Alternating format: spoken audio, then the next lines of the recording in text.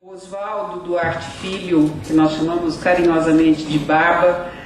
O Oswaldo é secretário nacional de Ciência e Tecnologia para a Inclusão Social do Ministério de Ciência e Tecnologia. Você sabe que aqui tem uma confraria de São Carlos, né? O Oswaldo foi reitor também da Universidade de São Carlos, quando eu era reitora lá de Londrina. Depois também foi prefeito, então outra contribuição. Tem uma experiência, né, Aliás, eu já entreguei um prêmio para o Oswaldo lá em São Paulo, quando ele era prefeito ainda, sobre a implantação lá em São Carlos. E nós temos o representante da sociedade civil, Marcelo Saldanha, que é o Instituto Bem-Estar Brasil. Seja bem-vindo, Marcelinho. E para coordenar essa mesa, nós chamamos o professor Fernando Gimenez, que é professor titular da Universidade Federal do Paraná, também participa de um projeto aqui no Ministério, nos auxiliando nessa articulação com as micro e pequenas empresas, ele tem uma larga experiência sobre isso. Professor Fernando, a palavra é vossa. Bom trabalho para vocês.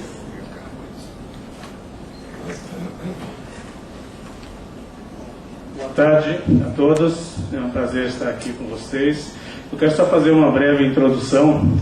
Eu me lembro que, como professor, eu sempre falo para meus alunos desligarem o celular, mas eu vou ler uma anotação que eu fiz no meu celular. Eles falam: não, professor, estou anotando coisa da aula, né? E eu acho assim, que é bacana.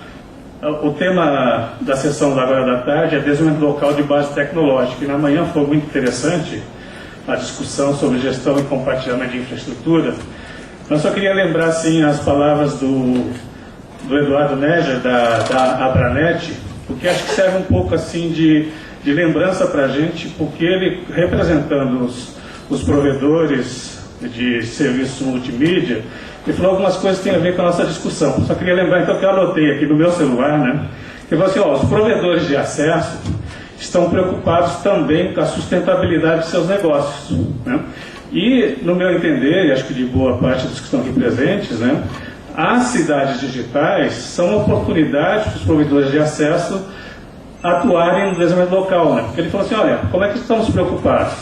Ampliação de oferta de produtos e serviços, soluções simples não atenderão às necessidades das pessoas nas cidades, né? Então, acho que essa discussão que vamos ter aqui a partir de agora sobre desenvolvimento local de base tecnológica serve como uma continuidade daquela fala do Fernando Neger, que para mim foi muito bacana e muito importante, né? A gente combinou aqui uma ordem de apresentação, né? E começo então passando a palavra para o deputado Milton Lima para fazer as suas observações. Muito obrigado, professor Fernando Gimenez. Cumprimentar, em primeiro lugar, com muito carinho, o secretário nacional, Lígia Tupato. Obrigado pelas referências carinhosas e pelo convite. Cumprimentar meu amigo, companheiro Oswaldo Barba, hoje secretário de Inclusão Social do Ministério da Ciência e Tecnologia. Cumprimentar a Maísa, cumprimentar o Marcelo, a todos vocês, dos municípios que estão presentes aqui, na pessoa do TEC, nosso vizinho lá de Casabranca, secretário de governo do município de Casabranca, que ontem no avião me perguntava exatamente aquilo que vários prefeitos do interior do estado de São Paulo me perguntam, e vereadores, na condição de agora de deputado federal. Como é que eu faço para colocar Wi-Fi na minha cidade? Como é que eu faço para ter uma cidade digital? E eu tenho, tanto junto à Lígia quanto ao Barba, demandado com frequência orientações nesse sentido, né? Eu vivi isso com o prefeito, tive o privilégio com o prefeito de São Carlos, como nós tínhamos a Universidade Federal, de conseguir colocar São Carlos, eu e Barba, num projeto da Rede Comep, do RNP, Rede Nacional de Pesquisa, por conta da USP, da UFSCar, das duas Embrapas que a cidade tem. Então a gente já tinha 1 giga lá por conta das universidades, e a ideia, conseguimos desenvolver vários equipamentos públicos, como hospital-escola, como postos de saúde, escolas profissionais, agora mais recentemente o Instituto Federal, que lá se instala no campus, que se instalou no campus da Universidade Federal. Enfim, é uma situação diferenciada que permitia que nós tivéssemos um instrumento diferenciado de alguma maneira oferecer os pontos de alfabetização digital que a gente começou a chamar, espalhados pela cidade toda, como um mecanismo de dinamizar o acesso à banda larga por parte da cidade.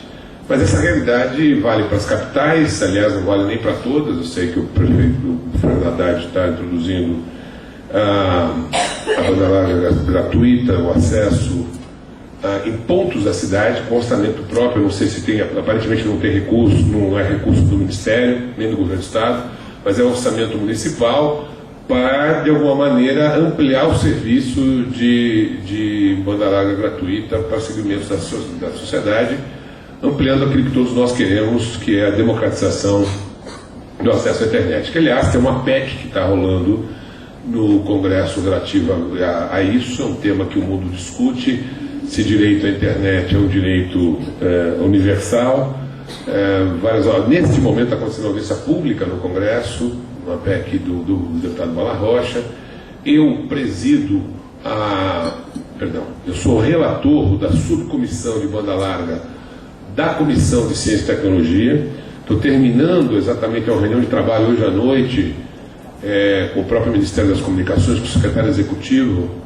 Vou sair daqui correndo para isso, para me preparar para apresentar algumas discussões sobre o PNBL 2, mas eu tenho que relatar o âmbito da subcomissão, na sequência da comissão, e também, de alguma maneira, os debates que originalmente estavam dirigidos na subcomissão para avaliação da internet popular, no primeiro momento, PNBL 1, e depois para, de alguma maneira, nos prepararmos para trazer sugestões ao PNBL 2, tem verdade que essas discussões preliminares acabaram sendo afetadas quer pela espionagem cibernética americana, que ensejou a necessidade de nós vincularmos nosso trabalho ao Marco Suída da internet, que está para ser votado, tranca a pauta. Meu projeto de biografias, que acaba com a censura prévia, não consegue ser votado, embora já consigamos um consenso interno. Aliás, todos os cantores também, eu estou contente que o Gilberto Gil, Caetano Veloso, o Chico voltaram atrás, e graças a Deus a gente vai acabar com a censura prévia, mas não pôde ser votado porque tem o Marco Civil da internet que tranca a pauta, porque é uma orientação que a presidenta Dilma corretamente deu em função do tema que ganhou o interesse internacional. Depois que o Obama resolveu espionar até as gavetas da Angela Merkel, uma coisa ficou mais fácil para a gente discutir o tema do ponto de vista internacional. E nós, então, queria muito brevemente apresentar, entrando no tema, o que é que a gente está fazendo aqui agora na Câmara dos Deputados, na Comissão de Ciência e Tecnologia, na subcomissão de banda larga, sobre o tema se a banda larga aqui não nos atrapalhar e funcionar. Vai estar funcionando ali. A gente tem visor aqui na frente? Não, né? Vai ter que pedir licença para vocês então sentarem ali. Eu também vou me deslocar.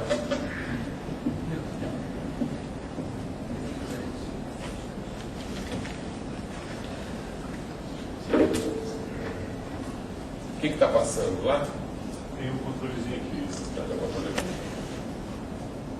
Cada um desses aqui eu quero diferente. Vamos ver qual é que eu quero para frente. Vamos testar primeiro. Opa, acertei na primeira. Então, o que eu vou falar aqui é óbvio, mas é só para esquentar, colocar a bola em campo. Todos nós sabemos que a relação entre banda larga pode ser sem microfone ou tem microfone de mão. Agora está gravando. Obrigado, Marcelo. Então todos nós sabemos que banda larga e desenvolvimento local se justificam pelo menos por essas razões aqui apresentadas. Instrumento de trabalho básico em qualquer atividade administrativa, em especial na administração pública. Certamente os prefeitos estão cada vez mais usando o e-governo, governo eletrônico, para agilizar, trazer para o cidadão serviços de melhor qualidade. Acho que foi esse o prêmio que o Barba ganhou, imagino eu, quando a Lígia passou o e-governo, portar a transparência e acesso da população mais rapidamente aos serviços. instrumento importante para baratear o custo de relacionamento do cidadão com os governos, infraestrutura básica para obtenção de conhecimento geral e educação formal. Hoje em dia não é possível mais pensarmos na educação básica com qualidade que atrai os jovens. Se não acontecer como o Ministério da Educação do Brasil está fazendo, um grande programa de capacitação dos professores, em primeiro lugar, com distribuição de tablets para preparar a nova cultura digital de apoio à qualidade de ensino e à atratividade do ensino para, sobretudo, a educação média, que é o nosso maior gargalo. Base de competitividade e conhecimento de qualquer negócio e, portanto, qualquer emprego bem remunerado. Fonte básica de informações e notícias. Não há quem, cada vez mais, com os smartphones, procura, se mantém ligado e plugado no mundo, né? Os movimentos sociais, inclusive, se valem desse instrumento moderno de comunicação. Meio básico para as novas formas de comunicação, instrumento imprescindível para novos negócios, novas tecnologias, não preciso nem discorrer sobre isso, bem de primeira necessidade fundamental para a sociabilidade dos jovens. Não há dúvida que o mundo discute isso, nós já sabemos, mas não custa falar, banda larga está para este século como a luz elétrica esteve para o século XX. Banda larga e as limitações do desenvolvimento das cidades e regiões. Uma região que tem a dificuldade de acesso à banda larga, hoje não pode se desenvolver porque não consegue gerar empregos bem qualificados, não há quem queira ir, se não tiver acesso. Empresas precisam cada vez mais com velocidade tratar os seus dados, a cidade, a região não consegue ter trabalhadores qualificados como médicos, serviços urbanos, as limitações são próprias, acabam atrapalhando a qualidade de vida. Cada dia mais as santas casas estão fazendo pela telemedicina, nós estamos conseguindo otimizar recursos, não só Santa Casa, hospitais públicos, de uma maneira geral, a rede de saúde se vale desse instrumento, portanto, mais qualidade de vida e oferecer boas condições para a educação e retenção dos jovens. Caso contrário, o processo migratório se acentua do interior para a capital. Quanto mais demorar para nós levarmos a infraestrutura básica de banda larga e constituirmos cidades digitais no Brasil, mais o êxodo vai ampliar, se não interessa exatamente isso a ninguém. Há aqui tema fundamental que eu quero e gosto de, que sou militante da causa, de introduzir, que são as bandeiras da cultura digital. Então, inclusão digital como instrumento que promove o exercício da cidadania, abrindo possibilidade de desenvolvimento cultural, educacional, social e econômico, a construção de uma cultura digital que seja democrática e transformadora, por meio de uma política pública estratégica. Nós estamos discutindo no marco legal bastante isso, construir vínculos colaborativos entre o próprio governo federal, as demais instâncias governamentais, a sociedade civil e o setor produtivo, convergir interesses comuns que possibilitem que se fale a mesma linguagem, criando canais integrados, trabalhando em rede, construindo um ecossistema de inovação e cooperação, é absolutamente essencial para os municípios se integrarem, não ficarem apartados desse processo, e o software livre, domínio e acesso às tecnologias pelas pessoas para ampliação infinita da criação e circulação da informação. A gente tem hoje uma economia criativa, cultural, que depende fundamentalmente dos meios digitais e da banda larga. Muito bem, recursos e cobertura do projeto Cidades Digitais. Aí, os dados que provavelmente a Lígia já apresentou pela manhã, mostram um esforço extraordinário do governo, que é algo relativamente inédito no Brasil. Poucos anos essa política pública tem, mas ainda rigorosamente insuficiente perante as demandas.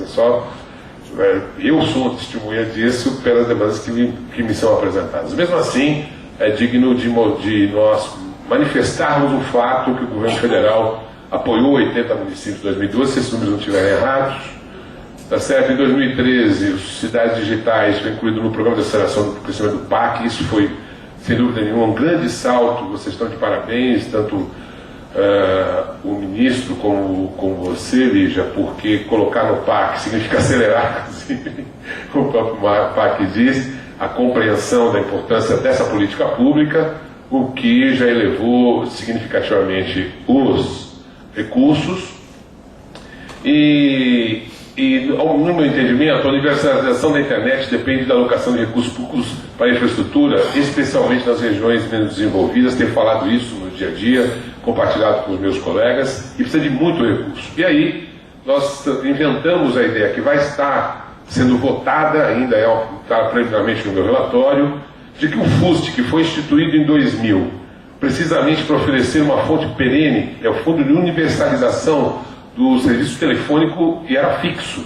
Ele perdeu todo o sentido, porque isso já não só está universalizado, mas como em desuso. Portanto, a gente tem um fundo que é contábil e que está precisando ser usado para alguma coisa que preste, por assim dizer, se me permitam a expressão vulgar, e não há nada melhor hoje se a gente conseguisse colocar num programa de ajudar os municípios a dirigir, mudar a lei do FUST, para que os recursos que são pagos na forma desse fundo pelas operadoras possam ser dirigidos diretamente à população. Havia um projeto original do atual ministro e então senador Mercadante, que falava que esses recursos deveriam ser dirigidos para levar a banda larga para as escolas. Na prática, isso já aconteceu, não 100% ainda. Várias escolas rurais ainda não dispõem desse mecanismo por dificuldade de infraestrutura, certamente vocês discutiram, mas não faz sentido mais pensarmos nisso, portanto, uma vez que nas negociações entre o governo, a Anatel e as operadoras, na prática as operadoras deram conta de resolver a maior parte do problema, a grande parte desse problema, que as escolas dispõem, as escolas de educação básica do Brasil, salvo engano, 95% já dispõem da rede. Nós, então, resolvemos propor fundamentalmente ajudar os municípios com esse recurso e vamos estar submetendo ao plenário da comissão a proposta de um projeto de lei que trabalhe nessa direção. O resultado dessa situação é que, embora arrecade cerca de R$1 bilhão por ano, na prática, até hoje, nenhum centavo do fundo foi revertido para as finalidades. A gente vê aqui, ó, os 3 fundos que a gente tem estabelecidos pela Lei Geral de Telecomunicações, o FUST praticamente zero. Dizem que foi usado uma vez, a gente não tem nem, é traço, então é zero. E os outros fundos têm uma aplicação também muito pequena. Todos nós sabemos a razão. Esses fundos foram contingenciados, congelados para ajudar, desde o governo anterior, antes do governo Fernando Henrique, governo Lula, na chamada contabilidade do superávit fiscal. E, portanto, eles são controlados e não usados em razão dessa política de estabilidade fiscal maior que o país tem. Mas está na hora, nós estamos crescendo, está na hora da gente enfrentar essa realidade no entendimento deste deputado. Espero que a comissão apoie o meu relatório, que eu espero ler daqui a uns 2 a 3 semanas. Quero deixar pronto isso para ir a voto na comissão ainda nesse exercício. Então, a proposta o projeto de lei de 1431/2007, esse que era do Mercadante, a gente mudar. Vou fazer um outro projeto de lei para as finalidades que a gente falou, dirigir o FUST para a cidade digital, acesso a redes digitais de informação e estabelecimentos de ensino. Isso já, como eu disse, está consolidado, mas se for preciso, nós também colocarmos, mas, sobretudo, fonte de financiamento principal para as cidades digitais, buscando a universalização da banda larga, baseada no conceito de regulação por camadas, que é uma proposta nova que a sociedade está construindo, dissociando quem opera a rede de quem opera serviços. Em vários lugares do mundo, como na Inglaterra, é assim. A camada de rede envolveria o backbone. Bom, gente, são detalhes que você já discutiu pela manhã, então a minha ideia aqui é apenas dizer aquilo que está no forno para ser levado à apreciação do plenário, sempre na linha que nós defendemos nesse mandato, de que é preciso qualificar o trabalho e a produção para ganhar competitividade, nós construirmos no Brasil quinta potência mundial que é possível, com mais distribuição de renda e qualidade de vida. Muito obrigado pela atenção de vocês.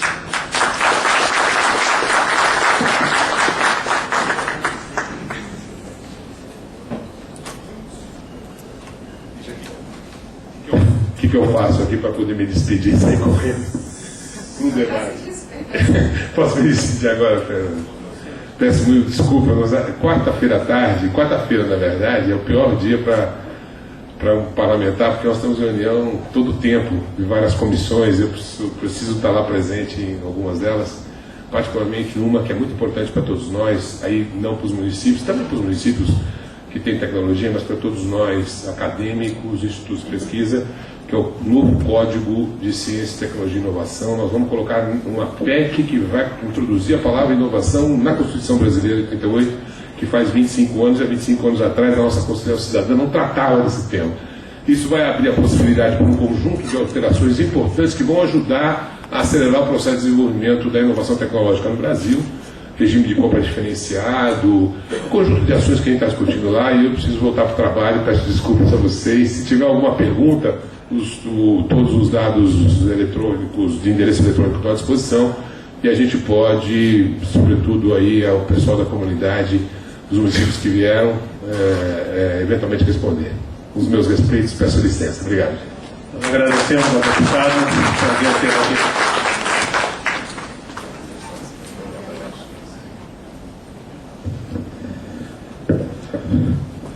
Bom, eu convido os demais colegas da mesa a voltarem, por favor.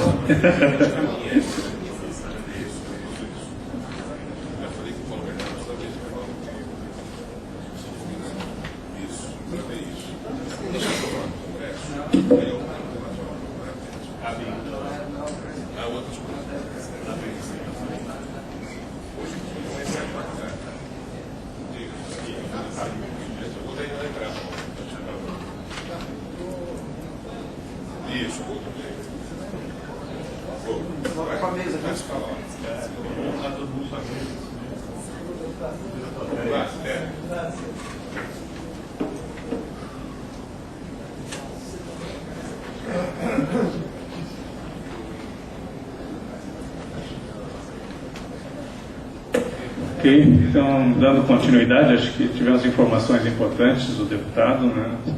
Acho que é uma boa notícia ter a palavra inovação na Constituição. E passo a palavra agora ao secretário nacional de Ciência e Tecnologia para a Inclusão Social do MCTI, Oswaldo Batista, por favor. Boa tarde a todos vocês. Uma saudação especial a Márcia, Marcelo, Fernando e meu amigo Nilton, que o Nilton é assim mesmo, viu? Quem não conhece, fala e sai correndo, né? Ele é sempre muito envolvido nas coisas. Mas eu vou tentar abordar um pouquinho do ponto de vista do Ministério de Ciência e Tecnologia, da nossa secretaria que trabalha com inclusão social, em como é que nós estamos trabalhando a questão da inclusão digital. E, obviamente, depois vamos esperar debater, até porque esse tema, para nós, nós estamos num momento, inclusive, de reflexão sobre ele, sobre o programa que nós queremos, e esse debate aqui vai ser interessante para a gente, tá? Então, vamos lá. Só que eu vou apresentar, vocês vão ter que descer de novo, se vocês quiserem ver.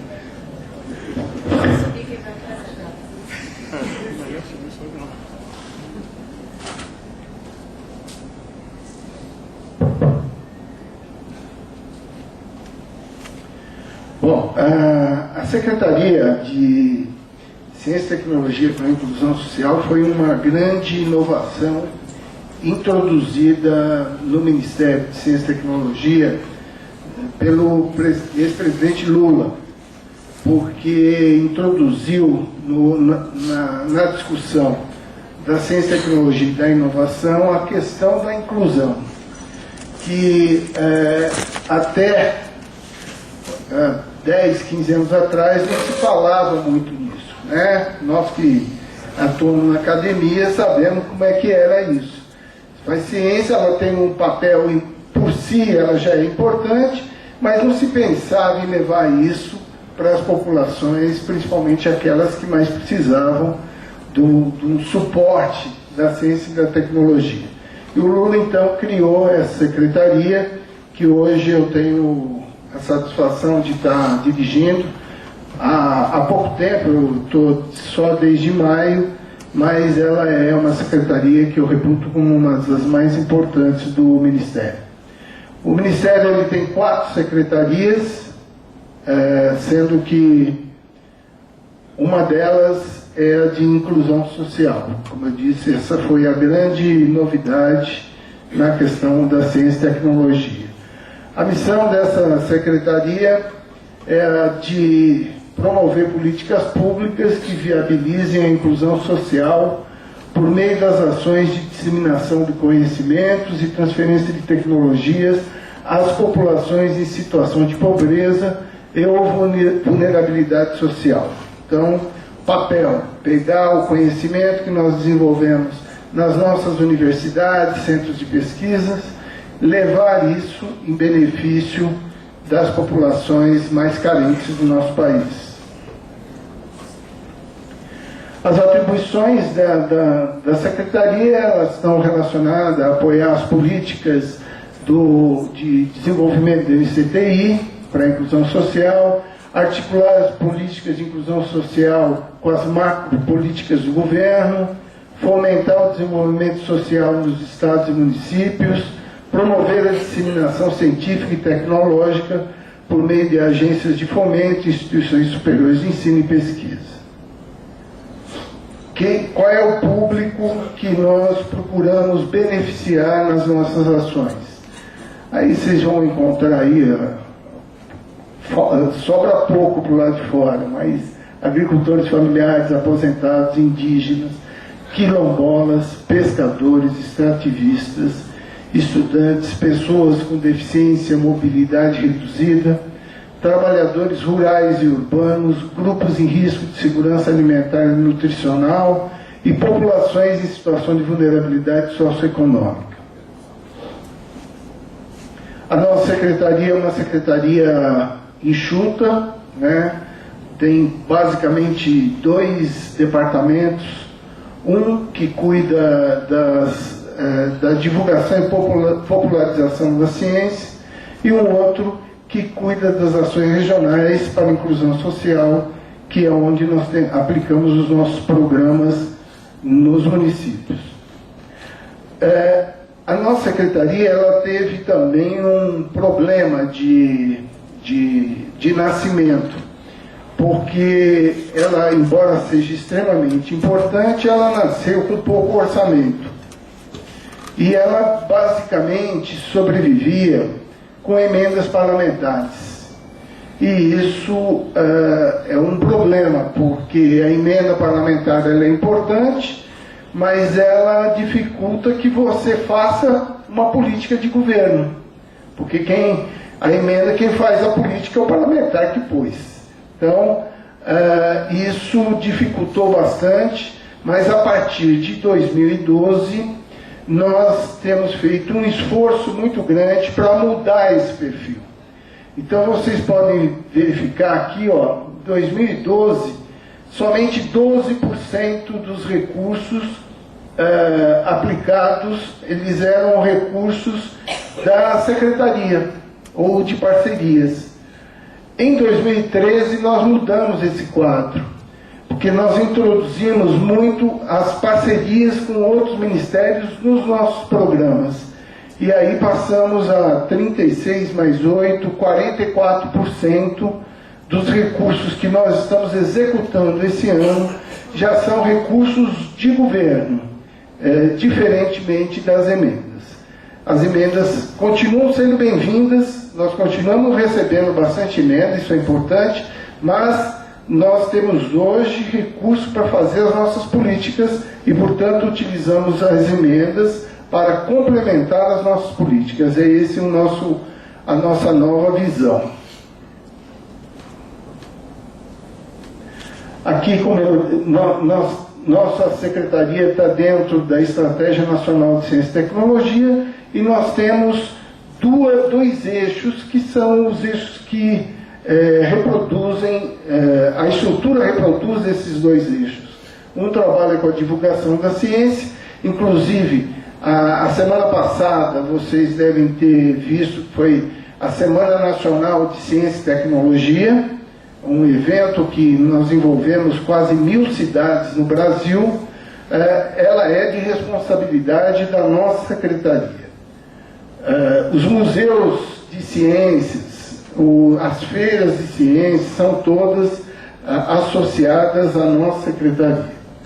E a inclusão produtiva social, que é onde nós aplicamos os programas nos municípios. Aí nós também passamos a trabalhar com programas estruturantes na Secretaria, porque antes trabalhava como se fosse um balcão, porque funcionava só com emendas. Então agora nós temos programas estruturantes. Então, inclusão produtiva e tecnologia social, aí nós temos CVTs que estão conosco, aí segurança alimentar e nutricional, temos redes que trabalham com a segurança alimentar e nutricional, tanto no Brasil como na América Latina, e estamos expandindo para a África. Tecnologia assistiva, que pega a tecnologia para melhorar a qualidade de vida das pessoas que têm alguma necessidade especial. Então, essa linha está dentro do programa do governo Viver Sem Limite, e é responsabilidade da nossa secretaria. Popularização da ciência, tecnologia, inovação e melhoria da educação superior, está dentro da popularização que eu falei para vocês. Tecnologia para cidades sustentáveis, aí tem vários eixos, mobilidade, entre eles, e a inclusão digital, que também é um programa estruturante. Então eu vou focar basicamente na inclusão digital. O objetivo dele, vocês obviamente já sabem tudo sobre isso, mas é o desenvolvimento socioeconômico e tecnológico, a melhoria da qualidade de vida, geração de emprego e renda, ampliar a cidadania, apoio à pesquisa e inovação de inclusão digital, apoio a espaços públicos de inclusão digital. Esses são alguns dos objetivos. Claro que promover também a economia criativa, a economia solidária, está tudo dentro dos eixos da nossa, dos objetivos da inclusão digital na nossa secretaria. Como é que são os mecanismos de parceria que nós temos trabalhado? Aí entram os convênios, os termos de parceria, que são com entidades não governamentais, os termos de cooperação com vários ministérios, entre eles ressalto o Ministério das Comunicações, mas nós temos com outros ministérios também, e os contratos de repasse, principalmente quando são emendas parlamentares, que a gente faz trabalhando com a Caixa Econômica Federal. As principais iniciativas são programa de cidade digital, telecentro fixo e telecentro móvel itinerante. Então são três grandes eixos para a gente. Aqui são as demandas ativas em 2013. Nós temos 44 cidades digitais, cidade digital em implantação, 20 telecentros que são apoiados pela gente, contratos de repasse com a Caixa 284, então nós estamos falando do gerenciamento de 348 projetos na nossa secretaria esse ano. É um número razoável de projetos para uma secretaria. Aqui são só os recursos de emendas em 2013. De emendas individuais, quase 41 milhões de reais que estão em execução. Para cidades digitais, 13, para telecentros, 49. Então isso dá 62 projetos aí. Temos ainda uma emenda de bancada liberada de quase 29 milhões, isso aqui para Paraíba. Emenda de comissão, temos 5 milhões da Comissão de Ciência e Tecnologia, essa emenda ainda não foi liberada, estamos na expectativa que o seja. Então, na parte de inclusão digital, nós temos quase 75 milhões de reais oriundos de emendas parlamentares. As perspectivas nessa área para 2013 e 2014. Nós vamos continuar trabalhando na articulação com os nossos parceiros, principalmente o Ministério das Comunicações, Telebrás, Fundo Nacional de Desenvolvimento da Educação, FNDE, que são parceiros nossos para a inclusão digital. Tivemos alguns avanços e investimos bastante com o Ministério das Comunicações esse ano. Avançamos, mas aí, em função de alterações na sistemática de liberação das emendas, nós não conseguimos juntar os nossos projetos. E também pelo fato do Ministério das Comunicações ter conseguido colocar as cidades digitais dentro do PAC. Também dificultou para a gente, mas obviamente o país ganha com isso e nós ficamos contentes e vamos reconstruir o trabalho que nós vínhamos fazendo. Tá? Apoiamos através de bolsas do CNPq o funcionamento de 3.000 telecentros, implantamos 30 cidades digitais, a implantação de 30 cidades digitais, a implantação do programa Metrópole Digital, isso aqui é em Natal, no Rio Grande do Norte, um projeto em parceria com a Universidade Federal do Rio Grande do Norte, que trabalha com 2.400 jovens nesse projeto, é um projeto estratégico para nós também. Continuação do projeto de reformulação do Programa de Inclusão Digital, em parceria com o Ministério das Comunicações. É aquilo que eu falei, que nós estamos repensando o nosso programa e intensificando a nossa relação com vários ministérios, mas particularmente com esse. Apoiamos a implantação de infraestrutura de banda larga para cidades digitais e apoio à implantação e infraestrutura para soluções de governos eletrônicos municipais. Aqui eu vou passar um exemplo para vocês, um caso de... os nossos projetos, eles são diferentes dos projetos do Ministério das Comunicações, que através de um edital, ele põe um projeto com determinadas características na cidade. Como nós trabalhamos muito com emendas, nós não temos essa prerrogativa. O que vem é o recurso que é passado para o município, que tem que elaborar um projeto, nós analisamos o projeto deles. Mas são projetos diversificados, né? E que visam não só atender a infraestrutura, mas ele tem características maiores como a inclusão. Então eu vou mostrar um pouco para vocês um projeto feito através de uma emenda de bancada, que é na cidade de Sinop, no Mato Grosso. Aqui uma cidade de 123 mil habitantes, tem o IDH não muito ruim, mas o projeto, ele trabalhou com a questão do governo eletrônico, portanto, ele conecta uma série de equipamentos públicos, né? E ele foi oriundo de uma emenda, eu não falei, mas de 10 milhões de reais, então dá para vocês imaginarem que é um volume de recursos muito maior que os projetos colocados nas cidades digitais do Ministério das Comunicações. Tá? Aqui está na faixa, acho que de 700, 800, né?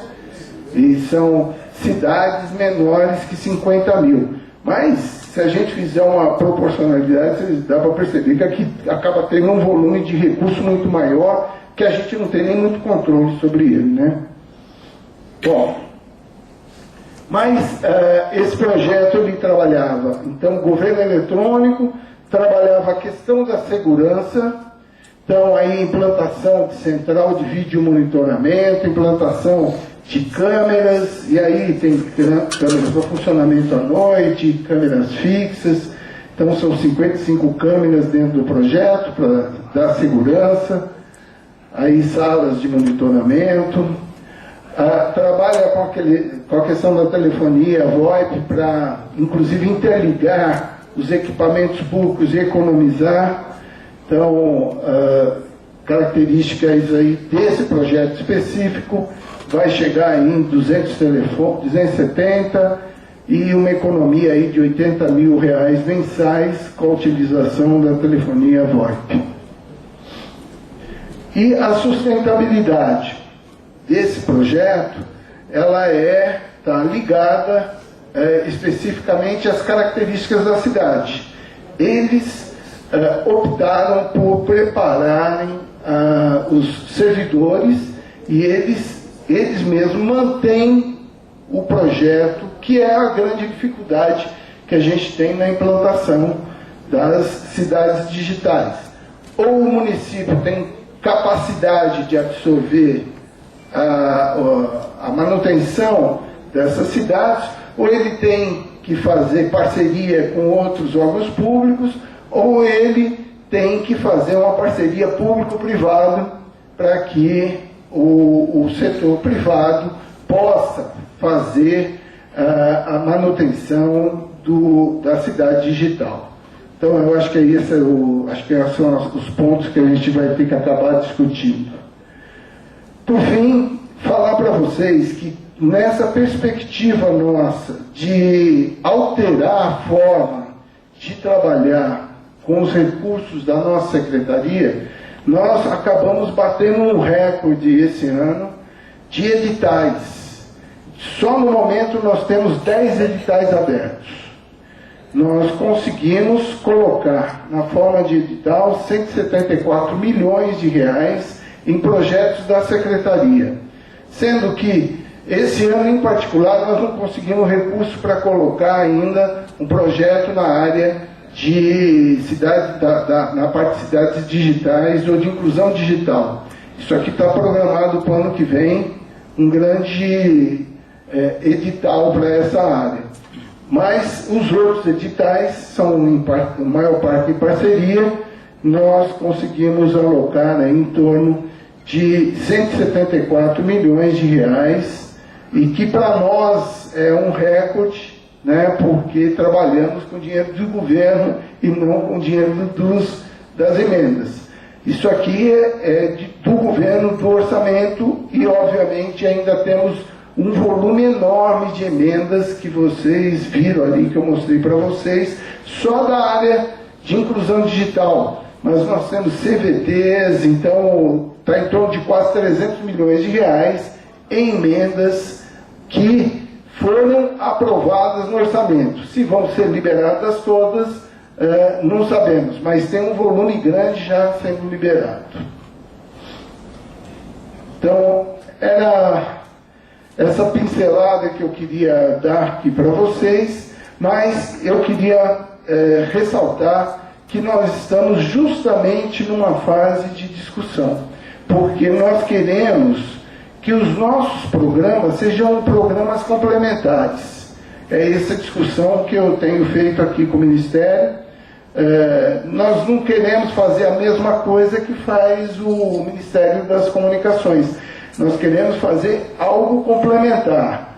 Então, se o Ministério das Comunicações leva a infraestrutura, nós queremos estender isso para a questão social, levar lá nas comunidades, trabalhar com a última milha lá, que eu acho que é algo que promove a inclusão das pessoas, a inclusão social através da inclusão digital. Tá bom? Muito obrigado pela atenção de vocês.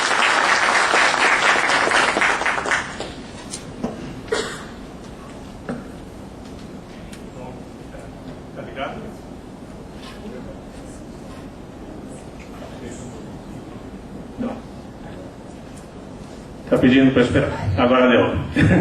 Bom, obrigado, secretário, pela palavra. Acho que também tem uma ressonância da discussão hoje de manhã, especialmente essa questão de pensar em programas complementares, quando a gente conversou sobre a questão da articulação de mecanismos de órgãos de governo sobre diferentes ações em conjunto, né? Isso é muito importante.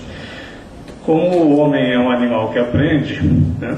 Agora eu vou chamar o Marcelo Saldanha e convidar o secretário para sentar ali com a gente.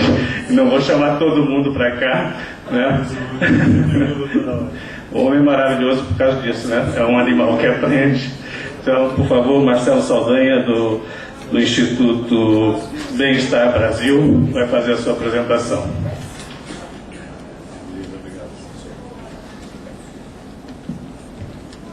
Boa tarde a todos. Eu quero começar aqui só informando que o que eu vou dizer, ele é inovação, não existia isso no Brasil. Deixa eu só botar lá enquanto eu faço essa introdução aqui. A ideia que eu vou propor aqui para os prefeitos, principalmente como solução ao empreendedorismo, ao desenvolvimento social, através das cidades digitais, através de um movimento que já existe globalmente, que é o movimento de redes livres. E é um trabalho que vem sendo difundido já há uns 4, 5 anos no Brasil, com mais afinco, não só através do Instituto Bem-Estar Brasil, mas de outras entidades que também são ativistas. Então, enfim, é uma solução que a gente está trazendo para as cidades digitais como complementariedade na parte de empreendedorismo e como um trabalho, né, mais focado ao social. Eu vou trabalhar aqui 3 temas, né, em cima das comunidades digitais, é como a gente dá nome a esse trabalho. As comunidades digitais, elas fazem parte, logicamente, da cidade digital, ela é intrínseca, né, são complementares. E como eu sou um cara muito prolixo, e logicamente todo mundo me cobra muito disso, eu estou colocando um cronômetro aqui para poder a gente restringir isso em 15 minutos. Eu vou trabalhar então 3 questões, que é o conceito, para vocês poderem entender o que é uma comunidade digital através de redes livres, como é que isso atua dentro do município na integração de políticas públicas e, logicamente, qual o viés dele de sustentabilidade na parte de empreendedorismo.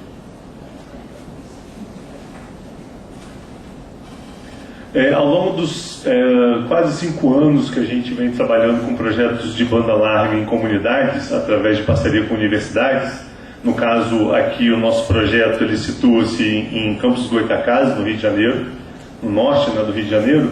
Nós fizemos vários trabalhos, não só de implementar a infraestrutura, né, de telecomunicações para poder fazer com que a comunidade usufruísse dos serviços de tecnologias de informação e comunicação, através de um processo totalmente de autogestão, como também nós fizemos esse trabalho de conversar com as comunidades, de identificar onde é que estão as demandas, o que eles querem, o que eles acham que um projeto de inclusão digital e banda larga pode trazer para a comunidade. Vale ressaltar que foi repetido aqui por quase todos que a internet ela é uma coisa que deixou de ser supérflua.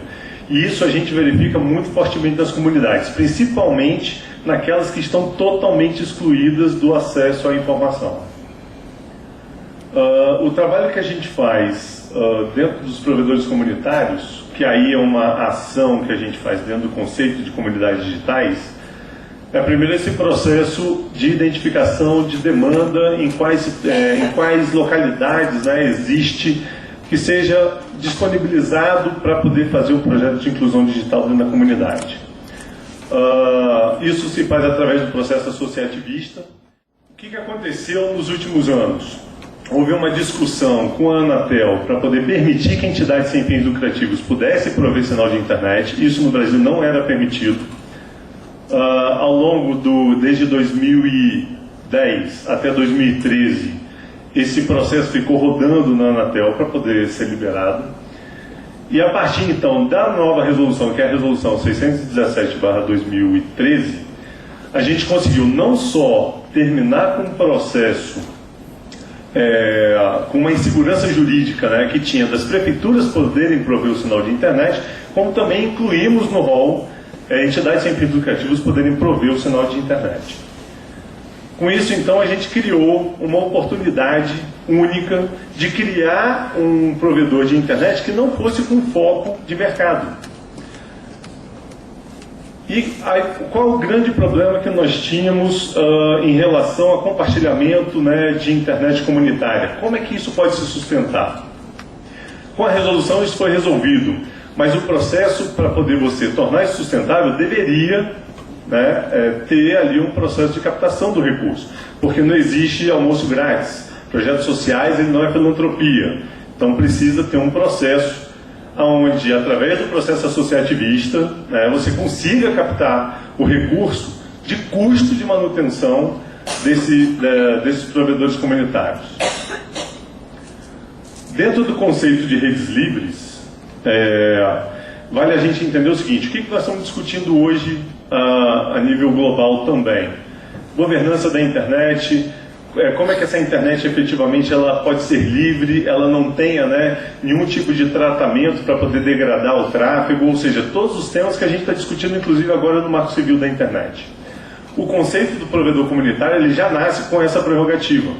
Como a internet, essa internet ela é feita a gestão pelos seus próprios usuários, né, através do processo associativista, e um desses usuários vão querer, por exemplo, ter uma internet onde o upload, que é aquela velocidade de subida da internet, seja somente 10%, né, da velocidade de descida, de download. Então, o conceito de redes livres ele vem com essa liberdade de que os próprios usuários possam definir a qualidade da internet que eles querem ter e não mais ficar submetido ao interesse de mercado ou algum pacote de internet que esteja sendo disponibilizado na região dele. O projeto ele vem com a prerrogativa de universalização, porque a partir do momento que as pessoas começam a criar suas próprias redes, elas passam logicamente a ter acesso e isso ser difundido, né, nas comunidades. Não tem processo discriminatório. Como a gente está falando de uma discussão da criação de uma rede que não tem, vamos dizer assim, um processo de exclusão, por exemplo, por preço, porque quem vai definir o preço é a própria comunidade, com base nos custos que essa infraestrutura vai gerar, a gente parte da premissa de que essa população ela vai conseguir achar ali um serviço que seja adequado, inclusive, ao seu bolso.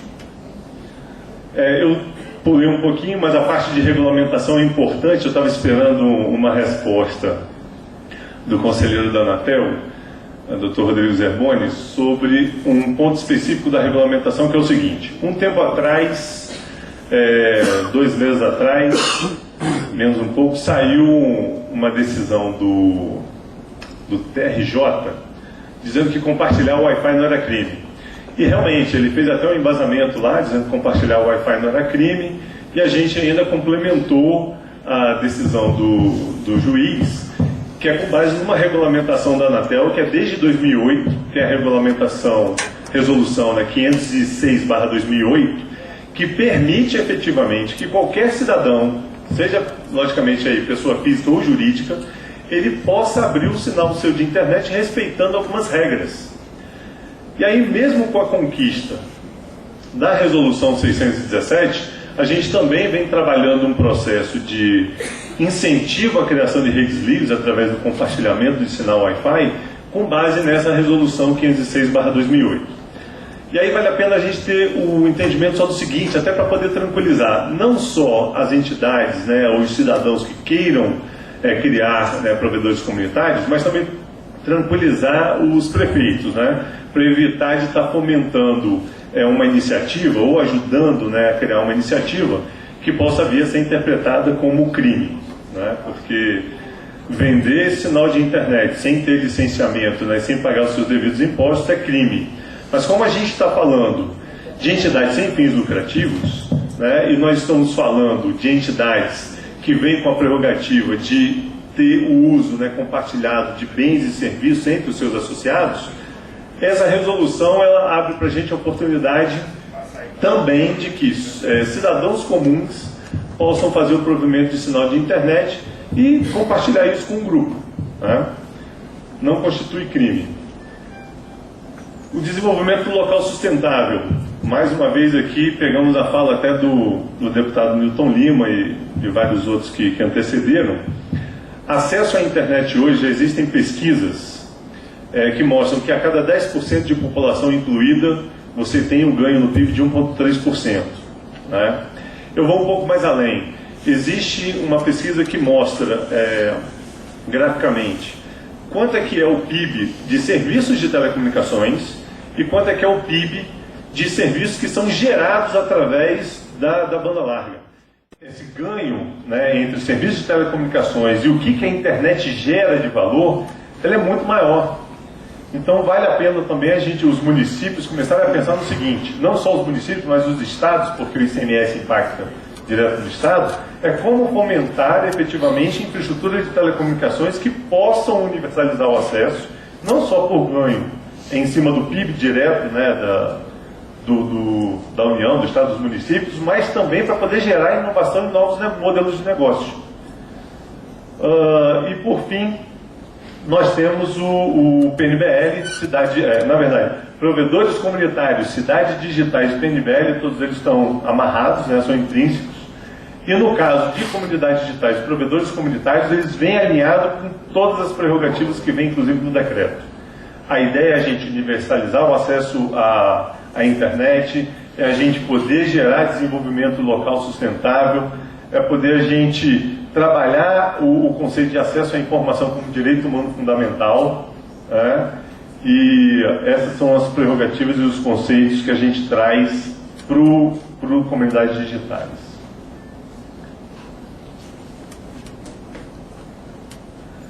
Em cidades digitais, como eu falei, provedores comunitários e cidades digitais estão intrínsecos.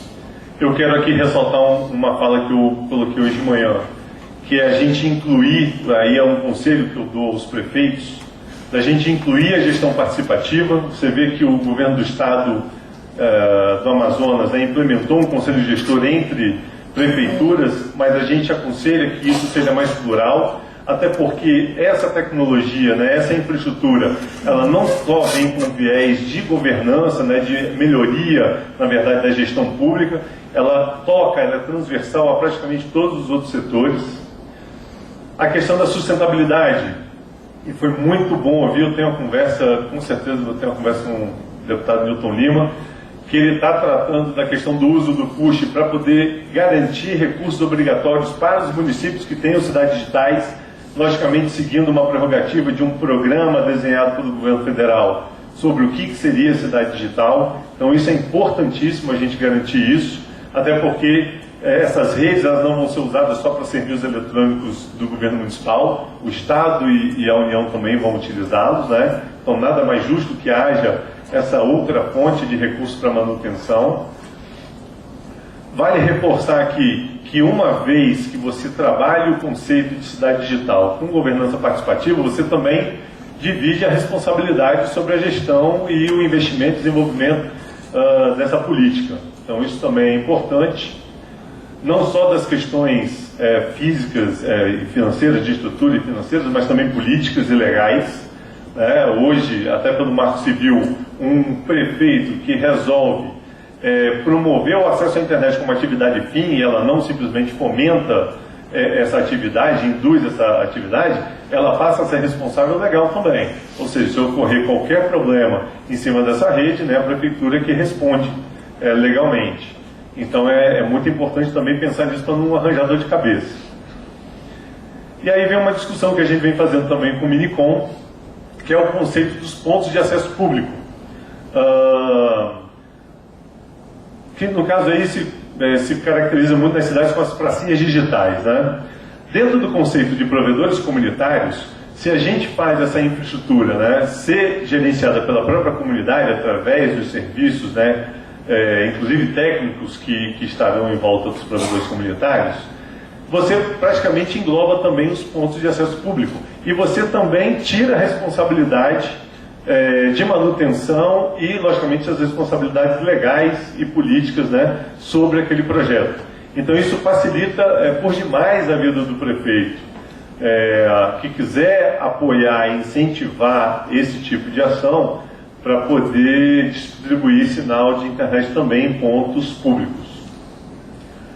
Logicamente, em todos esses provedores comunitários existe um portal comunitário, é o portal de acesso aonde as pessoas, logicamente, vão se autenticar, né, para poder acessar a internet, e aí, então, pode-se haver a parceria, né, entre o governo público municipal, estadual, federal, e os provedores comunitários para poder fazer a divulgação dos serviços eletrônicos, daqueles que são essenciais, né, para a população. E no caso aqui, tudo isso se resume na possibilidade de parceria, inclusive, entre o poder público e as entidades gestoras dos provedores comunitários, para poder dar não só a universalização do acesso, garantir a universalização do acesso, que eu acho que é o objetivo maior que todos nós queremos, como também dar um ponto de sustentabilidade aos provedores comunitários. Em todas as pesquisas, né, que vêm sendo feitas pelo CETIC-BR e por outros órgãos também, os problemas que os programas hoje têm na questão de acesso à internet. E isso impacta diretamente no resultado final e no sucesso que essas políticas, né, vêm tendo nos últimos anos. Uma vez que a gente garanta que, através dessas políticas públicas, a gente possa também criar uma infraestrutura que dê acesso à banda larga efetiva, né, e aí não vou fazer crítica aqui ao GESAC, porque é questão de limitações também tecnológicas, né, técnicas e tecnológicas, mas a gente consegue, através da integração das políticas públicas, do PNBL, o papel mais proativo da Telebrás e, logicamente, né, o fomento de políticas de banda larga comunitária, a gente consegue integrar aos telecentros, aos CVTs, aos pontos de cultura, aos centros de recondicionamento de computadores, aquilo que faltava, ou que ainda continua faltando até hoje, para poder que essas políticas públicas sejam executadas com mais sucesso. E, pegando também uma carona no que já foi falado, nós temos as cidades inteligentes. Como eu falei mais cedo aqui, eu estou sentindo falta das elétricas, Smart Grid. Foi muito bem falado sobre o IPTU, dos postes e tal. Eu acho que as prefeituras têm uma prerrogativa muito boa, que é a questão do uso do solo, né, o direito de passagem e a cessão de espaço, que pode ser usado e colocado na mesa, sim, para poder... 5 minutinhos, eu já estou vendo aqui. Para poder negociar isso com as elétricas, tá? E dizer que banda larga e cidades digitais ela é praticamente transversal a todas as políticas setoriais. E aí, apesar de todo mundo ter falado por alto, eu posso especificar programas do governo, né? O UCA, por exemplo, não adianta você ter o UCA sem você poder dar o acesso aos alunos para poderem ter acesso às tecnologias de informação e comunicação e haver trocas, né, de informação. E programas de ensino à distância, né, Secretaria de Ensino à Distância, que inclusive migrou agora para outra secretaria, que é a SECAD. Nós temos o PRONASSE, Programa de Segurança Pública, onde as câmeras são interligadas com a secretaria, com o GGIM, geralmente, que são a gestão integrada, né, de segurança dos municípios. Programa Nacional de Mobilização, de Mobilidade Urbana, o plano de habitação, tudo isso ligado ao Minha Casa Minha Vida, a gente poder trabalhar conceito de infraestrutura de telecomunicações como direito das cidades, né? Eu acho que isso é importante a gente discutir essa transversalidade com os ministérios, principalmente o Ministério das Cidades. Nós temos o ODM, ou seja, a banda larga faz parte das metas para poder atingir os objetivos do milênio. E o ESUS, que aí também foi amplamente falado aqui, que é a utilização das TICs para poder facilitar a vida do cidadão. Empreendedorismo. O que os provedores comunitários geram na comunidade? Primeiro, através do processo associativista, existe ali uma taxa, né, que vai ser cobrada a cada usuário para poder ter acesso aos benefícios que aquela entidade gestora promove. Porém, esses recursos eles vêm atrelados, por exemplo, à geração de emprego e renda. No caso aqui, de cara, um provedor comunitário ele gera emprego para técnicos de TI e telecom para poder manterem esse serviço. Ele abre espaço dentro da comunidade através da tecnologia que foi disponibilizada. A criação de comunicação comunitária, como rádios e TVs online. Você gera, né, um sistema de comunicação dentro da comunidade. Você pode trabalhar com conceitos de criação de cursos através de ensino à distância e presenciais, já que a internet está sendo gerida ali dentro da própria comunidade. Recondicionamento e meta-reciclagem de computadores. Isso é um programa do governo federal aqui, e dentro de um conceito que a gente vem discutindo já há algum tempo com o Ministério, em ocasiões anteriores. Era a gente criar os mini CR6, que seriam os mini recondicionadores de computadores, que poderiam trabalhar muito bem, né, dentro das próprias comunidades. Fábrica de softwares, porque aí a gente abre também a possibilidade das pessoas da comunidade que têm um interesse, né, em desenvolver software, poderem se juntar nessa iniciativa. Foi mais 30 segundos.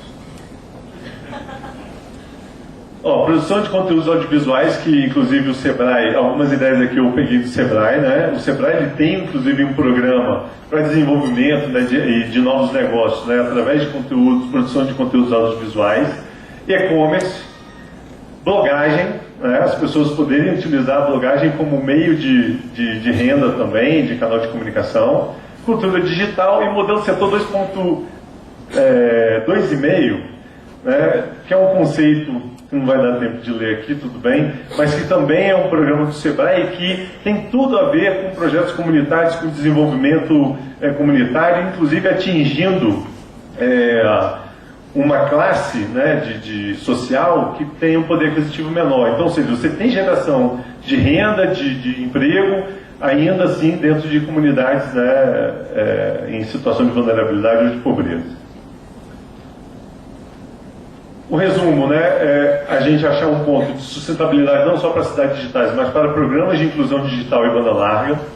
Logicamente, esse trabalho de você aproximar as ações do poder público com as comunidades gera uma maior interatividade. Nós temos, logicamente, desenvolvimento local em cima dos contextos que a gente colocou e compartilhamento de infraestrutura e de custos, porque aí, efetivamente, o município ele pode se isentar de alguns custos em troca de um apoio dos provedores comunitários. E é basicamente isso, os meus contatos estão na tela. Só o anterior. O anterior? Vou tirar a fotinho.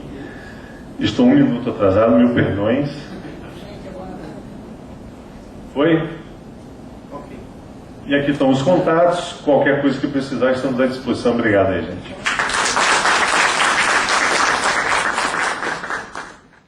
Obrigado, Marcelo. O Marcelo traz uma questão que tem a ver com esse painel agora de tarde, justamente a questão do setor 2,5. Né?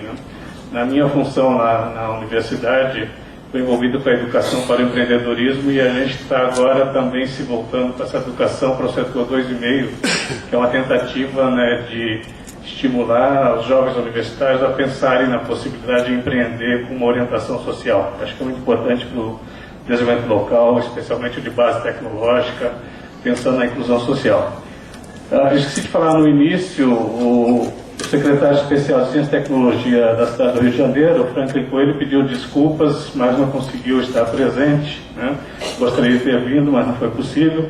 Então a gente vai agora para a apresentação da Maísa Feitosa do Sebrae, e depois da apresentação dela nós vamos voltar à mesa e abrir para o debate de todos. Por favor. Eu também vou pedir desculpa a vocês que eu vou pular alguns slides até para a gente ganhar um pouco de objetividade. O Marcelo começou até comentando do Sebrae. Para quem não conhece, o Sebrae é o Serviço Brasileiro de Apoio a Micro e Pequenas Empresas. Então nós trabalhamos basicamente promovendo a competitividade dos pequenos negócios e fomentando o empreendedorismo.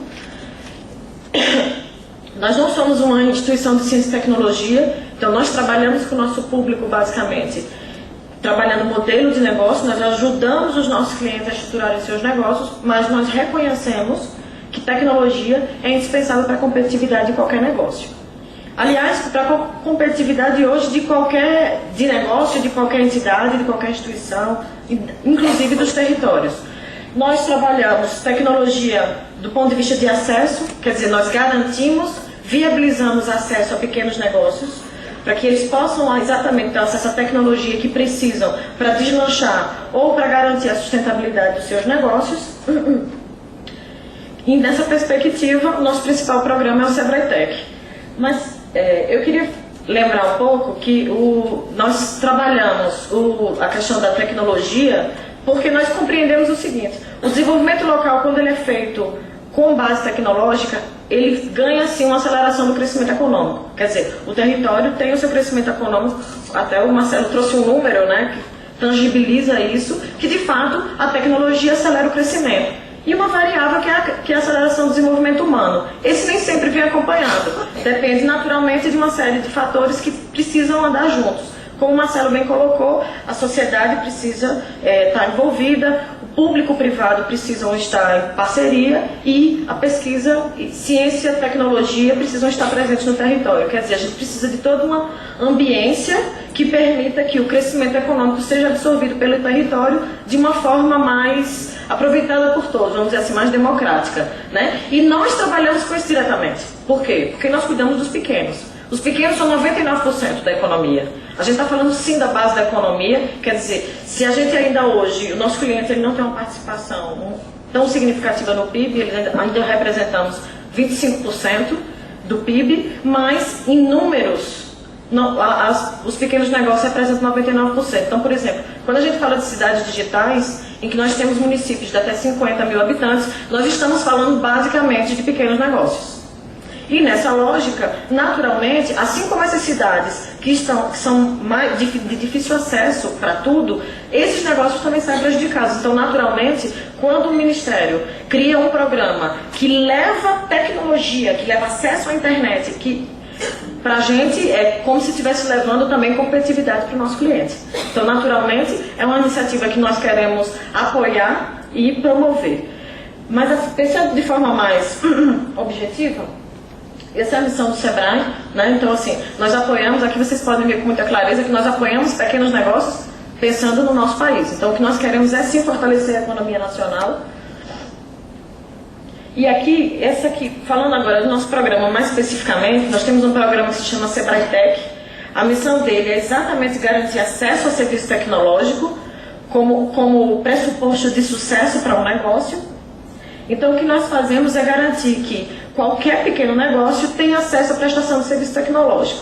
Prestação de serviço tecnológico no sentido mais amplo. A gente sempre pensa em tecnologia, alta tecnologia. Tecnologia é muito complexa. Nós não estamos falando disso, até porque hoje acessar a internet não é tecnologia complexa.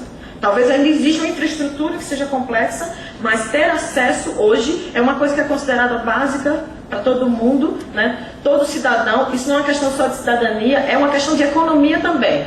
A economia hoje não consegue mais se desenvolver no mesmo ritmo nem da mesma forma se não houver tecnologia, se não houver internet. Então, qualquer tipo de tecnologia, o nosso cliente pode acessar por meio do SEBRAE Tech. Nós não a entregamos, nós não a disponibilizamos, mas nós garantimos que ele tem acesso, porque nós levamos as empresas de mercado, os prestadores de serviço, para que eles entreguem essa tecnologia. Principalmente, e eu acho que isso casa muito com a política do governo federal, do Ministério, de que nós trabalhamos, por exemplo, na capacitação de quem vai utilizar a tecnologia. Então, se o Ministério chega com a infraestrutura, né? Eu estava até escutando o diretor Américo falando, ele falando assim, a gente tem a infraestrutura e depois a gente olha, tá, e o que é que a gente faz agora, né? Então, essa questão da infraestrutura, por exemplo, no âmbito empresarial desses municípios que são pequenos e têm pequenos negócios, nós podemos resolver. Porque nós entramos exatamente para capacitar, para dizer para eles como vocês utilizam essa tecnologia a favor do teu negócio, como você faz com que isso gere lucro para a tua empresa e, naturalmente, esse crescimento desses negócios desse território vão se desdobrar em crescimento também para os municípios. Aqui. Eu queria, aqui só mostrando um pouco de como funciona o SEBRAE Tech. Nós trabalhamos em 4 modalidades de atuação. São serviços de orientação, de adequação, de diferenciação. E aqui nós estamos pensando exatamente em grupos ou territórios que podem vir a ser cidades. O que nós buscamos identificar na orientação, adequação e diferenciação são necessidades individuais. O que cada empresa precisa ter para poder fazer uso e tirar proveito da tecnologia para a sua competitividade.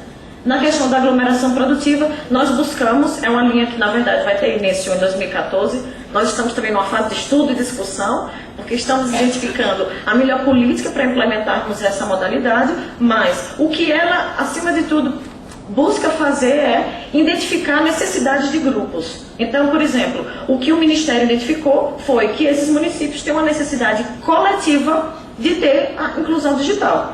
Nós também estamos procurando fazer isso, certamente não com a abrangência do Ministério, porque nós temos algumas limitações do ponto de vista do que nós podemos investir, é natureza mesmo de investimento, mas nós estamos identificando um espaço que o SEBRAE efetivamente possa contribuir também nessa lógica de grupo. Quer dizer, se no município nós identificamos que aqueles negócios estão tendo um problema de mercado, estão sendo eventualmente excluídos em função da falta de acesso à internet, isso naturalmente se torna um problema também que é do nosso interesse. Só esse ano o SEBRAE Tech teve um investimento de 224 milhões. Então, é um programa muito grande que atua em todos os estados do Brasil, em que nós, basicamente, resumidamente, levamos tecnologia para negócios pequenos. De qualquer tipo. Então, dentro de uma perspectiva em que a gente imagina nas cidades digitais, nós temos também um outro programa que avalia territórios para identificar as suas potencialidades. Nessa lógica, a principal, vamos dizer, os territórios que são prioritários são exatamente os territórios de menor acesso. Quando a gente pensa num território de pouco acesso, em que recebe tecnologia, a gente já começa a ver movimento. O governo federal tem um programa que se chama Territórios da Cidadania. O SEBRAE decidiu que ia criar sua própria política para esses mesmos territórios, inclusive leva o mesmo nome. Nós deixamos claro que nós queremos contribuir para essa política. E o que nós fizemos do ponto de tecnologia? Nós começamos a identificar o que nesses territórios nós poderíamos fazer.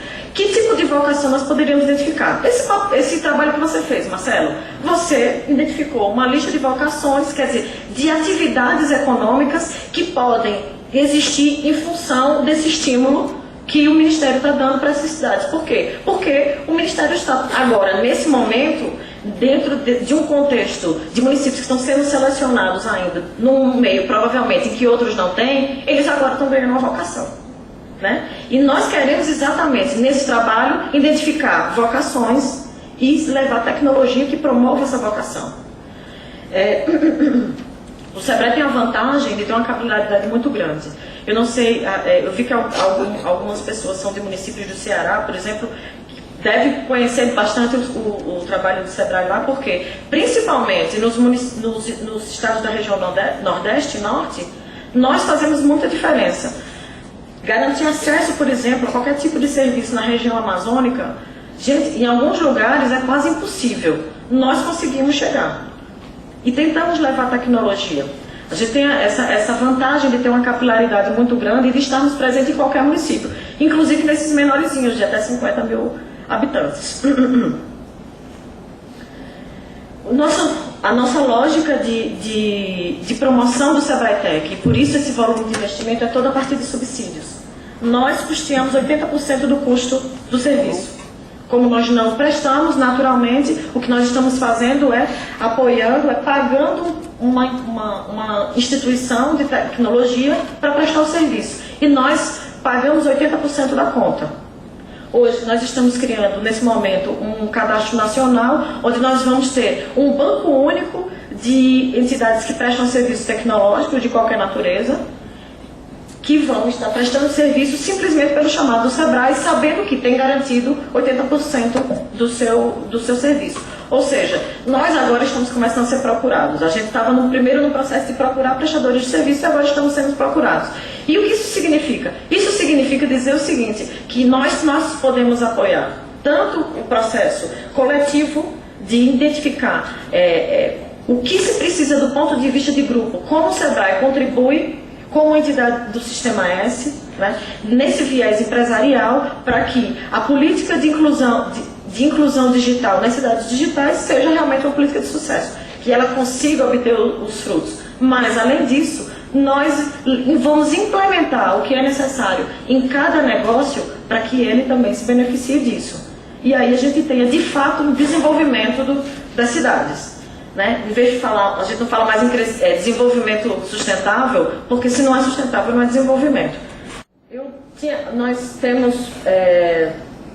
tinha trazido até alguns slides que mostram um pouco disso, né? Aqui a gente mostra os trabalhos que a gente tem feito exatamente para que as empresas que estão inseridas em grupos que estão recebendo investimento em tecnologia, para que eles possam se beneficiar disso. Então, nós levamos processos de adequação da empresa e processos de diferenciação. E para o grupo nós levamos exatamente essas modalidades de aglomeração produtiva.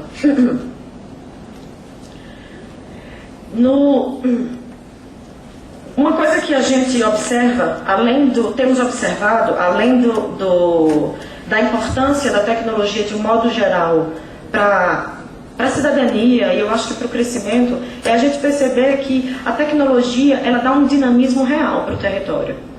Quando ela chega, é como se as atividades elas começassem a se acelerar e de tal modo que o próprio empreendedorismo ele se renova.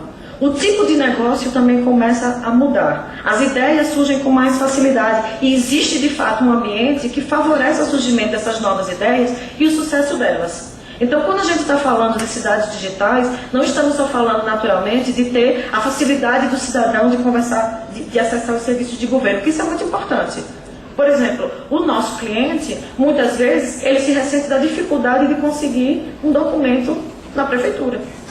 E isso é um problema, né? A gente é natural que a gente ache, é bom saber que o governo está trabalhando para ter uma infraestrutura de tecnologia que facilita esse serviço, a sua oferta de serviços. Mas, por outro lado, isso representa, do ponto de vista de econômico, certamente um salto para esses municípios que vão ter que estão ganhando uma oportunidade de se dinamizarem, de aproveitar um investimento real numa atividade que agora, enfim, está no topo, né? A gente está falando de tecnologia de informação, é tudo hoje, que não está fora do mercado, e deve eventualmente reconstruir a sua história, né? Mudar a cara do município. E nós, como SEBRAE, estaremos lá com certeza para apoiar. Obrigada a todos. Queria agradecer pelo convite. É muito bom estar aqui. Eu, particularmente, aprendi muito com a discussão. Estarei levando, inclusive, muitas outras ideias para os nossos programas. Obrigada.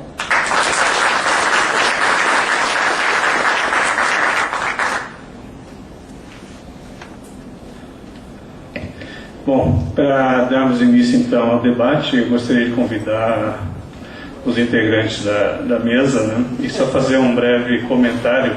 Acho que foi muito frutífero até agora, que a gente pôde ver, né, assim, desde a fala do deputado Newton Lima, o encadeamento de ações de diferentes instâncias que precisam estar articuladas, né? Nós tivemos a necessidade exposta pelo deputado de uma revisão na normatização das questões de inclusão digital, da utilização do fundo, a experiência da Secretaria de Inclusão Social, né, Ciência e Tecnologia para a Inclusão Social, apontando a importância da tecnologia como mecanismo de desenvolvimento, a experiência do SEBRAE, que eu valorizo muito, que é um órgão fomentador para micro e pequenas empresas e que tem um papel de capacitação dessas empresas, né, em particular nas cidades que são alvo do programa Cidades Digitais. Eu acho que é muito importante. E, por fim, a experiência e a visão comunitária que o Marcelo Saldanha trouxe, que é importante também, né? Então, a gente vai abrir para perguntas. Vou assumir o meu papel, basicamente, de coordenador a partir de agora.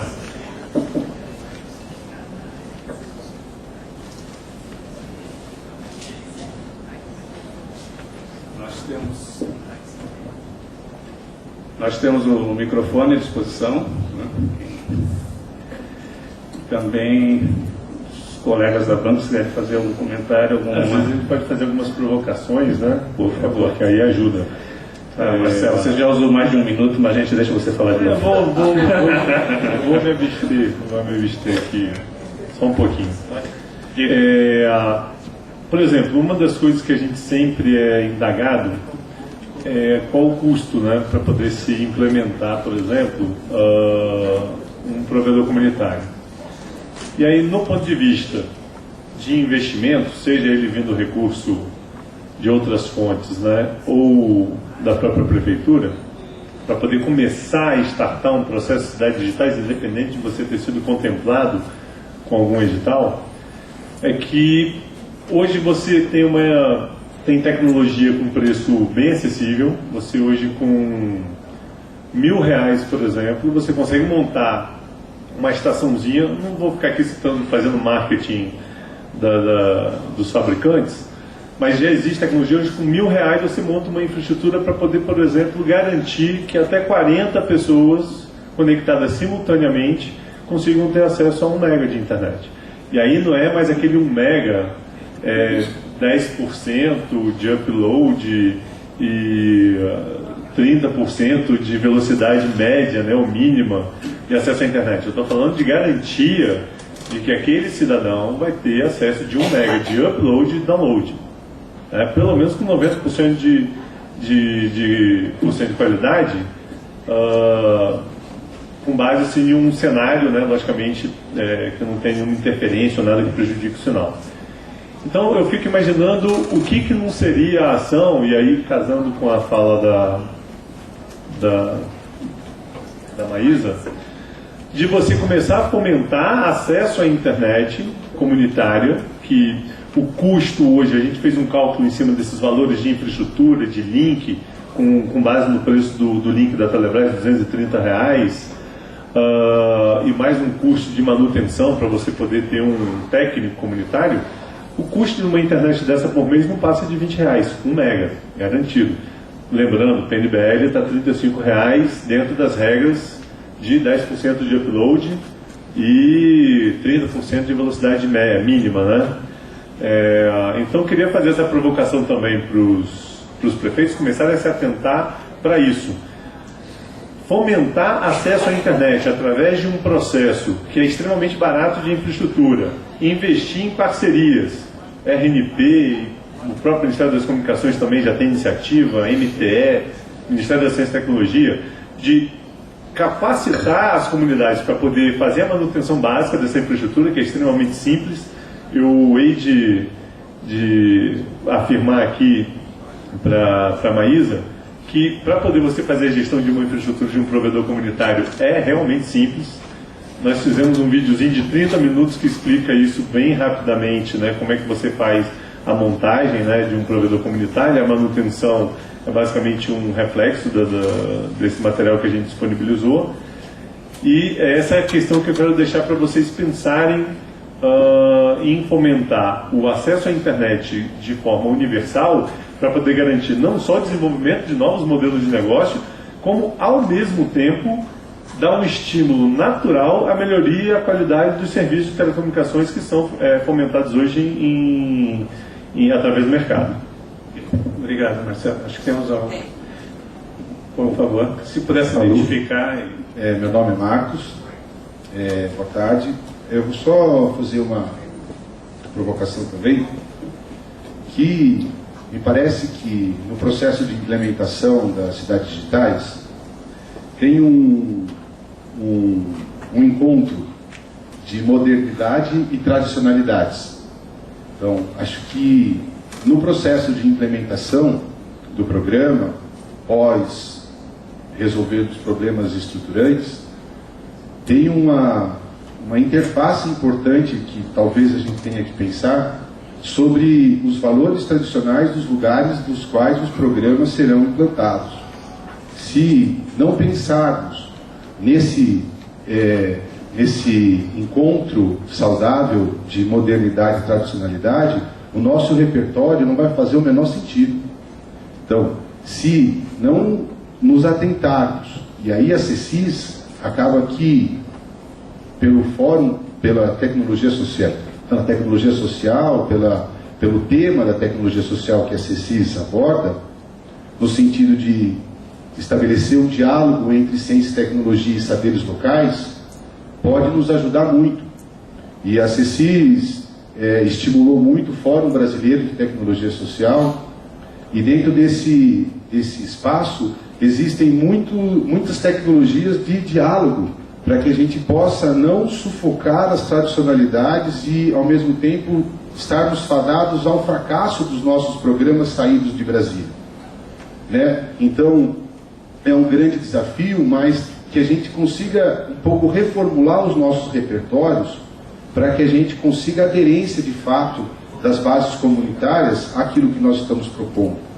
Então, eu queria só fazer essa observação, e em relação aos modelos de negócio, que a gente pudesse colocar uma hashtag modelos de negócio de base comunitária, né? Porque aí a gente também abre um canal para perfis de empreendimento que talvez dialoguem melhor com aquele vocabulário, com aquele jeito, com o processo da base social, do jeito que as coisas acontecem no território de fato. Então, pensar em desenvolvimento local, de base comunitária tecnológica, eu acho que é uma provocação interessante. E existem alguns exemplos interessantes no Brasil, em torno, por exemplo, dos pontões de cultura digital do programa Cultura Viva, que fazem um diálogo super interessante entre desenvolvimento de aplicativos e tecnologia de ponta e tecnologia social, porque senão a gente acaba não conseguindo estabelecer um diálogo saudável efetivamente. Por exemplo, no Pará, o coletivo Puraquê, que desenvolve um trabalho sensacional de inclusão digital, trabalhando com economia solidária, desenvolvimento de moedas, então é fundamental. Então, para que a gente possa, principalmente na etapa do processo participatório, né, porque no final das contas todo mundo deseja que haja, que o programa só vai fazer sentido se a sociedade ocupar o programa e dizer, esse programa é meu, né? Então a gente também pode, talvez, daqui de Brasília, tentar pensar em estratégias que viabilizem e aproximem um pouco o nosso vocabulário simbólico, o nosso universo simbólico de narrativa, do universo simbólico da narrativa das diferentes comunidades tradicionais, do qual nosso trabalho faz sentido. É isso. Obrigado. A gente pode fazer um bloco e depois passar os comentários? Bom, secretário, eu gostaria de comentar sobre...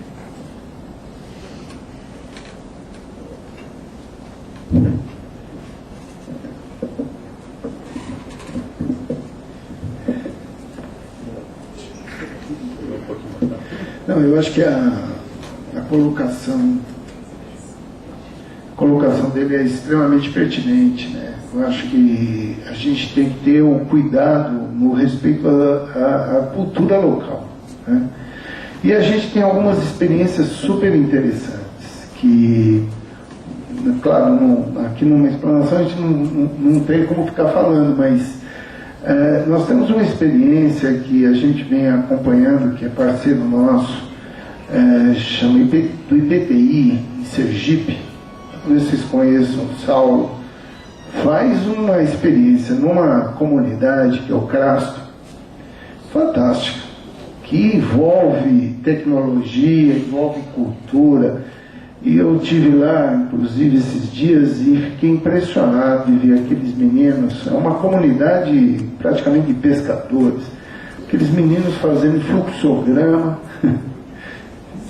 estão começando a programar, inclusive, e desenvolveram toda uma arte, a parte de desenho, de design, então, que envolveu a parte de produção da comunidade com palha e desenho mesmo. Os meninos desenham bico de pena, assim, um negócio fantástico, numa comunidade que você fala, como é que esses meninos chegaram nisso? Então, prestando serviço direto para uma empresa de São Paulo que encomenda para eles trabalham lá na comunidade deles, pé no chão, assim, um negócio super fantástico, respeitando a comunidade, mas eles estão avançando muito, então é uma coisa muito interessante. Então a gente tem muita experiência nisso e que deve ser aproveitado, né? Eu sempre achei isso. Agora, eu vejo que nós estamos assim num momento de dar um salto, né? Porque existe um desejo, uma ânsia, uma necessidade das comunidades terem acesso. Pode ser de qualquer forma eles querem.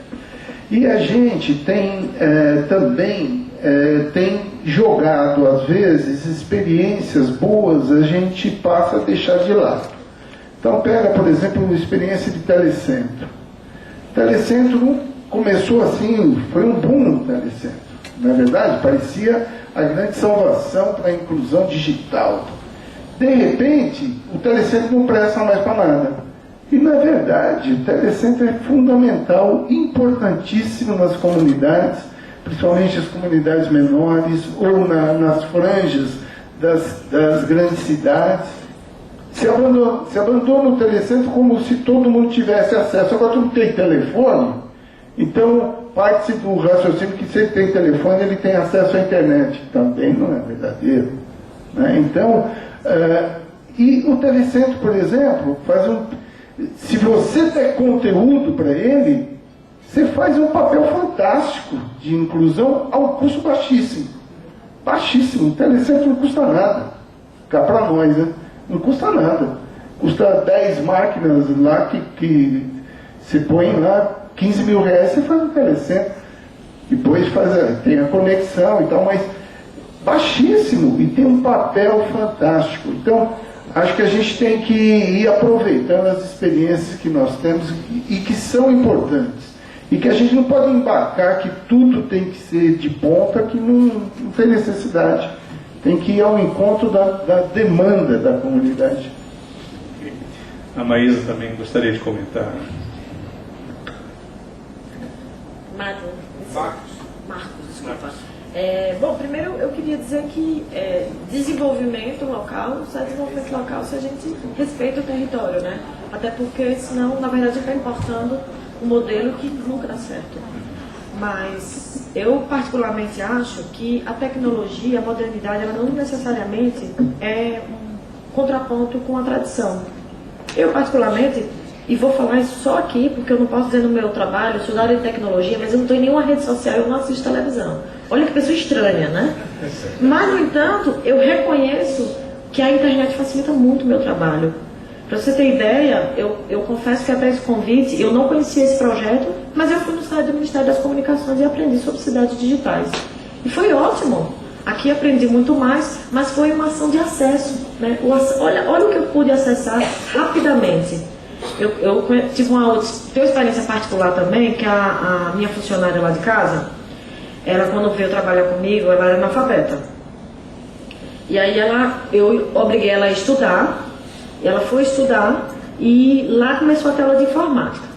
Olha, o primeiro e-mail que ela me mandou, veio muito embaralhada, assim, algumas palavras, que ela estava escrevendo exatamente como ela falava.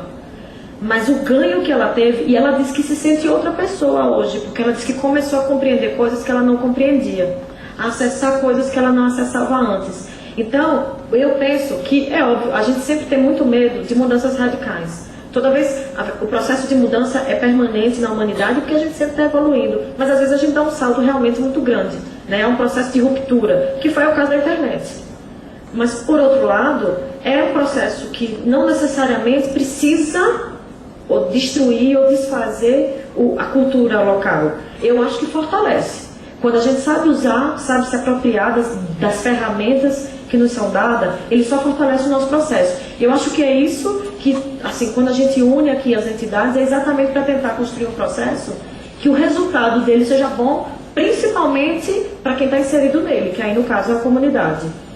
Então, assim, você está certíssimo em estar, né, preocupado com isso, mas eu acredito que no final das contas, todos nós imaginamos a tecnologia a serviço do nosso bem-estar. E perder os nossos valores, a nossa cultura, não é isso, né? Não é bem-estar. Obrigada. Marcelo, por favor. Marcos, você citou os pontos de cultura, e aí me corrija se eu estiver errado. A ideia dessa política pública é que seja autogestionada, não é isso? Os pontos de cultura, geralmente, eles são apoderados ali pela comunidade, né, os pontos. E a partir dali que se faz a autogestão para poder vir as iniciativas, vir a produção cultural, respeito, né, cultura local e tal. Se eu não me engano, o programa ele segue essa linha. Quando a gente fala que integrar as TICs é sempre uma coisa complementar, mas é de base, é infraestrutura, a gente vem exatamente com essa prerrogativa. Eu acho que as políticas públicas elas não devem ser feitas para o povo, ela tem que ser feita com o povo. Aí você tem um processo de apropriação da sociedade, daquela comunidade atendida, de uma forma assim, extraordinária. Eu não citei aqui na apresentação, mas lá em Campos a gente já trabalha já há 4 anos com 7 provedores comunitários, apesar da gente estar caminhando num processo ainda de melhoria na questão de infraestrutura e de treinamento técnico, né, para poder formar os técnicos comunitários, que hoje já deve ter uns 4 formados, para poder trabalhar na manutenção disso. A próxima fase agora é efetivamente a autogestão e o apoderamento dessa infraestrutura, dessa tecnologia em prol daquela comunidade. E aí vem com todos os respeitos, né, respeitando ali a cultura local, para eles poderem utilizar aquela tecnologia da forma que eles acharem melhor. Toda a nossa discussão com o governo federal, com o CECIS, com o Minicom, né, com a CID, é a gente trabalhar essa questão da comunidade ter a gestão efetiva, né, dessas iniciativas, para que ela se dê de forma, vamos dizer assim, mais contínua. Porque se vai simplesmente, aí também vale aqui uma fala para os prefeitos, né? Ampliar a participação da sociedade na condução da política pública não é só aquilo que eu falei de dividir a responsabilidade, mas é você transformar com que aquela iniciativa ela seja perene, ela transpasse, entendeu, a gestão dele. Poderia ser, não vou citar casos aqui, mas existem políticas públicas de inclusão digital e de banda larga que ruíram ou estão quase às mínguas porque mudou a prioridade do governo local. Ou então porque o dinheiro agora não pode ser mais destinado para aquilo. Então não houve o processo de apropriação da comunidade, porque não houve essa interação entre o governo e a sociedade para que a transferência da tecnologia e da política fosse feita efetivamente. Então eu acho que essa colocação sua é fantástica nesse sentido. Obrigado. Por favor. Meu nome é Paulo Duda, eu sou da Proseg, lá no Rio Grande do Sul. Só queria fazer um comentário para os deputados. Eu posso pegar uma aldeia, botar uma estrada de 5 pistas de alta velocidade, botar o carro mais moderno para aquela pessoa daquela aldeia poder dirigir. Se não souber dirigir, aquela estrada enorme que eu coloquei, aquele carro extremamente moderno, não vai ter nenhuma utilidade. E eu queria fazer uma provocação, deputado, enfim, os demais membros da mesa. Eu moro no Rio Grande do Sul, nós temos um país bem pequenininho do lado aqui, que é o Uruguai, que tem um projeto que está ensinando o povo a dirigir. Então, aí não respeitar a cultura local, aí não tem, porque nós todos, quando chegamos em alguma comunidade mais carente, nós mesmo não querendo, nós impomos a nossa cultura, mesmo não querendo. Mesmo tendo o espírito mais libertário do mundo, a gente acaba impondo uma cultura. Esse paizinho, ele está ensinando aqueles alunos a dirigir os seus carrinhos. Nas aulas, as crianças ensinam a aprender a programar. Então, elas usam a ferramenta de tecnologia da informação para o seu bem-estar, para o seu aprendizado. Eles usam a rede que tem, que não é de altíssima velocidade, mas é uma rede que está disponível para eles, para ter uma vida melhor. Então, eu acho que mesmo, e a gente fala muitas vezes, nós estamos brincando aqui, essa conta é muito cara, alguém paga essa conta, mas essa conta só vale a pena ser paga se na base a gente começar a ensinar essa questão da lógica, ensinar a programação, para que as pessoas possam se apropriar dela, porque senão nós vamos estar sendo impondo uma cultura a um povo que tem menos. Não é só... Okay. Eu, tendo em vista o nosso horário, agradeço o seu comentário e queria convidar a nossa secretária Lígia Pupato para fazer o encerramento do evento e aproveito para agradecer o convite, prazer estar aqui, agradeço aos colegas que estiveram aqui, foi muito bom.